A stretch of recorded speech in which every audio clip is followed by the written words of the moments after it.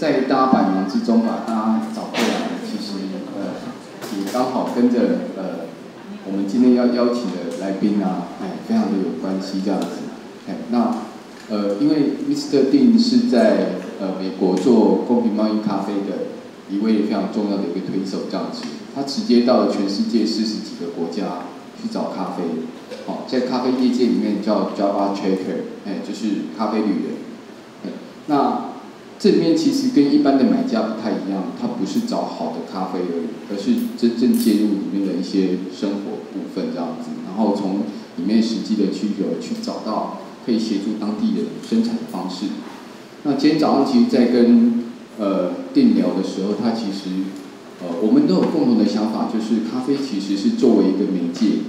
在这个过程当中，找到这个地方最需要的东西，可能是水，可能是一个学校，可能是一个卫生所，也可能是其他的作物等等之类的。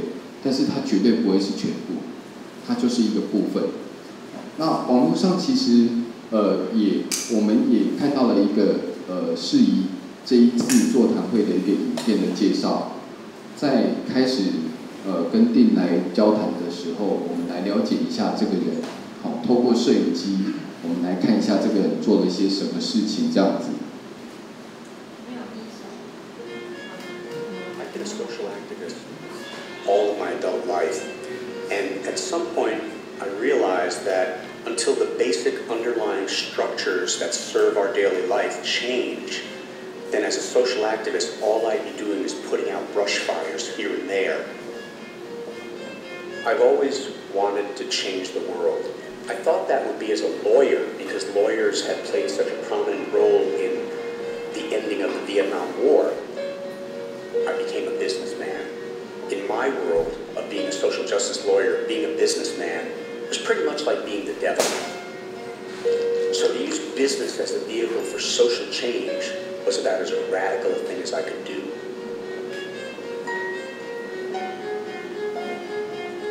Juan Valdez does not exist. Juan Valdez is a caricature made up by the Columbia Coffee Federation with some Madison Avenue people to make people feel that coffee comes from healthy, happy, strapping, strong, mustachioed Latin males. Nobody who puts anything on a coffee label really wants you to know what's going on behind it. I think the first thing that coffee drinkers have to do is whatever coffee they've got, they have to look in that cup and say to themselves, there's a lot more here than meets the eye. Poverty in the village, pollution of the water, war, women's rights. Those are all costs that we have to deal with. Business schools teach us that the path to success is to buy low and to sell high. But to be involved in social justice in coffee means we need to buy high, which means we need to pay the highest prices possible. And at the other end, we want to sell as low as we can so that more consumers can participate in what we consider a socially just trade system. Fair trade allows a consumer to know that the product that has a fair trade label on it represents a certain set of values. In the fair trade movement, what we've tried to do is make that one straight line from the farmer to the home office or from the farmer to the consumer. What would it look like if a company actually engaged in the lives of the villagers it bought from? What would it look like if a company paid real money for that coffee? Is it possible for a company to engage in such behavior and still be profitable? We're not trying to change everything in the world. We're trying to model that a company can positively and appropriately participate in bettering the lives of the people that it works with at all ends of the supply chain. Unless we treat people with dignity and take only what's a fair share for us and not as much as we can grab, ultimately the house of cards comes down. If at the end of my life I've helped bring water to a couple of thousand people, helped educate a couple of thousand kids, helped participate in the evolution of a concept of equitable, fair, and just trade, I'll have done my piece. As the Indonesians say, add your light to the sum of lights. That's enough for me.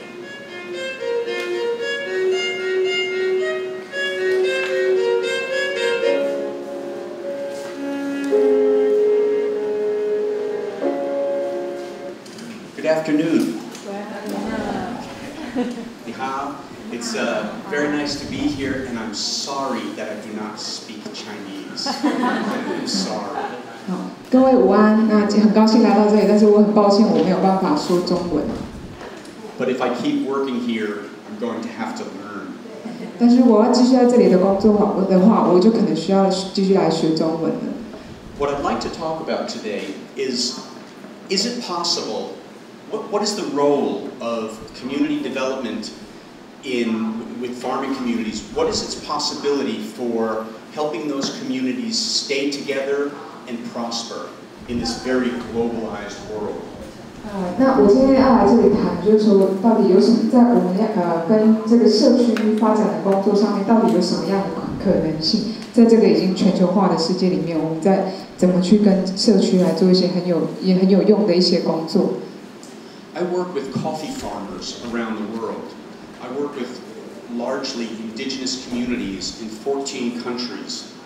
我在全世界全世界的工作中，我有很多的机会跟一些咖啡农，然后还有一些原住民的社区，然后总共有14个国家。And what I'm doing while I speak is I want you to see these images. These are the images of coffee countries around the world. These are the images of the farming communities, their struggles, their hopes and desires, and how we work together. 那我在我边讲话的同时呢，我放这些照片。那这些照片是一些我去过的一些原住民的社区，然后还有一些跟咖啡的农民合作的一些经验。那我也会去分享说他们到底现在在争取的是什么。So what I'm going to talk about coffee for a minute, but it's a very similar situation for any type of farming. 那我来分享的今天是可能关于咖啡的，但是其实在农业上面都有虽然是作物不一样，但是都有一些很类似的经验。If you take a cup of coffee and you drink it, most people only think about the coffee, but for a social activist or a community organizer, we must look beneath the surface of that coffee. 那通常我们喝咖啡的时候，我们当然第一个就只想到我们喝的是什么咖啡。可是对于这些社会工作者来讲，或者在推动一些议题的人来讲，他更重要的是，当他喝这个咖啡的时候，他要去看这个咖啡的底下里面包含了哪一些东西。And when we look beneath the surface of the coffee, it takes us back to the communities of farmers that grow the coffee. 那当我们去看到的除了这个表层，还去看到下一层的时候，我们就会看到这个社区，它这个种植咖啡这些社区，它所需要的是什么？ And what's going on in those communities? 还有在这个社区里面，它发生了哪些事情 We see every major issue of globalization today is inside that coffee cup in those communities. 我们在所有全球化的这个问题底下，我们其实从一杯咖啡就可以看到，在这个全球化到底对于一个社区造成了什么样的影响。Indigenous rights. 原住民的权利。Poverty. 贫穷。Environmental issues. 环境的议题。War and peace. 战争与和平的议题。Women's rights. 妇女的权益议题。Education. 教育议题。Every one of these issues is being played out, is being experienced inside that cup of coffee. But most consumers don't have any idea about this because all they see is the coffee. 那其实，在一杯咖啡里面，我们从一杯咖啡就可以看到这么多的议题，但是大部分的消费者其实看到的就只是一杯咖啡，很难有机会去看到隐藏在这杯咖啡里面，这个咖啡它涵盖的后面带有多少的议题存在。As an activist and a community organizer and a coffee businessman, I know that it's so important for the consumer to understand the lives of the coffee farmers. 那其实他同时具备了一个去做倡议的人，然后他自己又是一个卖咖啡的人，对他来讲很重要的是要如何让消费者去看到这些社区他们在发生什么样的事情。Because only when the consumer understands what's going on in the lives of the farmers, not only coffee but any product, then the consumer will have a greater respect for the process of the farmers and a greater sympathy and desire to work with them. 因为唯有当消费者他们知道说这个地方发生了什么样的事情，他们才会对于这里的人产生尊敬以及同理心。So I started out as a lawyer, working in the environment and working in environmental issues. 那我一开始其实是一个律师，那我and indigenous rights, environment and indigenous rights. 我专注的议题是在一些原住民的权益跟环境的议题上面。And so we fought mining, land rights, pollution problems. 然后我们发现采矿的议题，然后土地的污染议题。But ultimately, the question was always the same. How can a community survive if it doesn't have an economic base?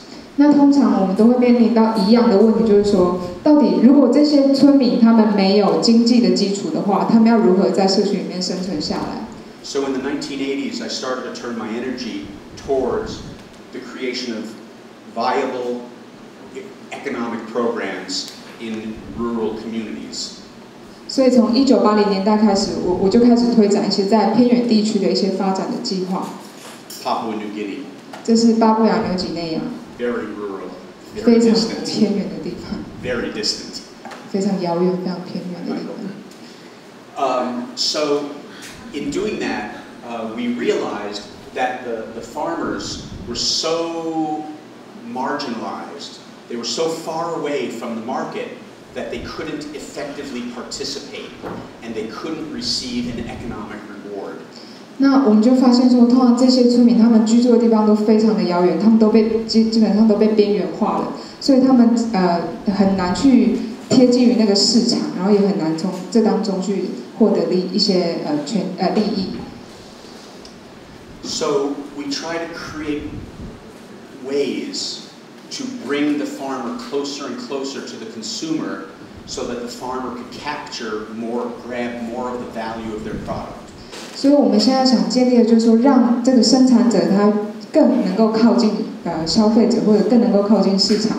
那么他减短这个距离之后，他获得的那个经济的利益会更大。We also work to address the environmental issues and the social issues in the communities that we buy from. 那我们同样的，就是我们跟他们买这些产品，这些社区，我们也同样在乎他们的环境议题跟他们的社会议题。The environmental problems that the farmers face, particularly in coffee, are around pesticides.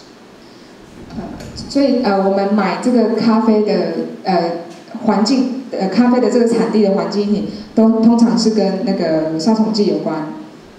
In coffee, the top 10 most used chemicals are very, very poisonous, and most of them are forbidden for use in the United States. 那在我们种咖啡通常会用的10种化学药品里面，都是会用的化学药品里面有10种都是非常有毒的。然后在这10种有毒的化学药品，在美国其实都是禁止被使用的。Yet we know with proper technique, a coffee farmer does not need chemicals to grow high quality coffee. 但是我们知道，只要我们有一些技术的话，其实我们不需要用这些化学药品，我们就可以种植出那个品质非常好的咖啡。So one of our programs is to work with all the coffee farmers that we buy from to get them organic certification. 所以有一个方式是，我们就去帮那些我们要跟他买咖啡的这些咖啡农，然后去帮他们取得有机的认证。That's been very, very important because the farmer doesn't have to buy chemicals, so he doesn't spend as much money on the coffee, and the all-natural or organic product gets a premium price in the market, so the farmer gets a much higher income from the same coffee. 那这对咖啡农是非常重要的，因为可能因为他们不需要买那些化学药剂了，所以他们的那个成本就降低了。那相对的，他们又在市场上又可以因为有机认证的关系，它又可以卖得更高的价格，所以这些咖啡农他就从中取得了更高的那个利益。Then we have to address the economic issues of the farming communities we work with. 那再来，我们也要去重视的就是这些咖啡农他们的经济问题。And that means price. 那就是那个产品的价钱的问题。Coffee farmers around the world have very small pieces of land, usually 2 to 5 hectares per family. 通常这些咖啡农呢，他们的拥有的土地都非常小，大概只有2到5公顷而已。So they have small production, and they live in the mountains, usually far away from the capital or centers of commerce in their country. 所以他们的产量就会很少，而且他们又通常居住的离市中心非常遥远。For example, in Sumatra, Indonesia, I must fly into Medan and then spend 15 hours in a car to get to the coffee region. 他刚讲一个例子，在印尼的 Sumatra， 苏门答腊，我如果要去苏门答腊的话，我必须要先飞到某一个地方，然后我要再坐15个小时的车到达苏门答腊。So it's very difficult for these farmers to have access to the markets to sell their products directly, and it's very difficult for them to have information about the techniques for growing their coffee and also market conditions. 那所以对他们来讲，一个是他们要将他们的产品销售到外面去是非常辛苦的。那再来是他们也比较不会有足够的资讯管道去获得说怎么去取得这些技术。So because the farmers are so disenfranchised, they're so far away from commerce, and because they have no way of participating in making a price, that's where fair trade comes in. 那所以这也导致就是说这些农民他们没有途径去为他们自己的产品定价。那这个也就是为什么后来会有公平贸易，就在这个时候进来的去处理这个问题。So let me say this first. Fair trade is very specific for international commerce and certain types of crops. 他现在强调公平贸易可能在国际上是对于某一些作物才会有的一个机制。So the formal fair trade system I'm going to describe isn't necessarily relevant, doesn't necessarily apply to small farmers in other crops or small farmers who want to sell in their own domestic market. 所以在他说他这个公平贸易在某一些地方它是没有办法，就是在某些作物上面它是没有，在以前的公平贸易的规则上面是有一些作物是没有办法用公平贸易的系统的。I was in Pirates of the Caribbean. 他有演过那个加勒比海，对，神鬼奇航第3集的那个临时演员这样。That's just to show you that you can be a social activist and still have fun. It's not always sad. 对，但我还是解释一下。他说，所以他是在告诉他说，我们虽然是在做一个社会运动者，但是其实你还是可以在生活中找到很多的乐趣。So, the formal fair trade program may or may not be relevant, but what is relevant is the idea of fair trade, the concept of treating people fairly and helping farmers get access to markets and a higher price. 那所以虽然就他刚刚讲的有一些作物其实没有办法用到这个公平贸易的系统或方法，但是他觉得比较重要的是这个公平贸易的概念是什么？